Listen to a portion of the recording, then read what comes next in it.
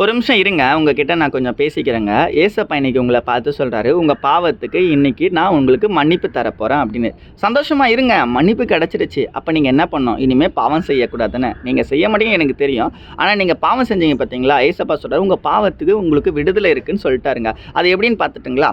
சங்கீதம் 41வது அதிகாரம் 4வது வசனத்துல, "கர்த்தாவே என் மேல் இரக்கமாயிரும். உமக்கு விரோதமாய் பாவம் செய்தேன். என் ஆத்துமாவை குணமாக்கும் என்று நான் சொன்னேன்." இங்க பார்த்தீங்கன்னா சொன்னாராமா. என்ன சொன்னாரு?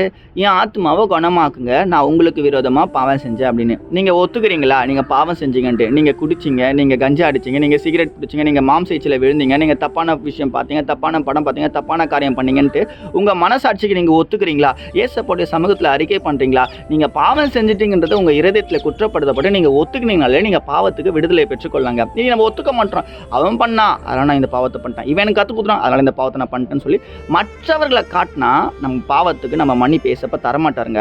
மற்றவர்களை நம்ம காட்டக்கூடாது. பாவத்துக்கு முழுக்க முழுக்க காரணம் யாரு? நம்ம தாங்க. நம்ம ஒற்றுக்கொண்டு அதில் நம்ம விடுதலை ஆயணுங்க. இந்த வசனம் அழகா என்ன சொல்லுதுன்னா, ஒரு சின்ன பிரேயர், உங்களுக்கு விரோதமா நான் பாவம் செஞ்சேன், எங்க வாழ்க்கையை மாத்துங்க, என்னை மன்னிச்சிருங்க அப்படின்னு சொல்லி சங்கீதக்காரன் சொல்றாரு. ஏசப்பா சங்கீதக்காரனுக்கு மன்னிப்பு தந்தாரு, உங்களுக்குமே மன்னிப்பு தராரு, எனக்குமே மன்னிப்பு தராரு. ஆனா நம்ம என்ன பண்ணோம்? அவர் என்ன பண்ணாரு? ஜெபம் பண்ணாரு இல்ல.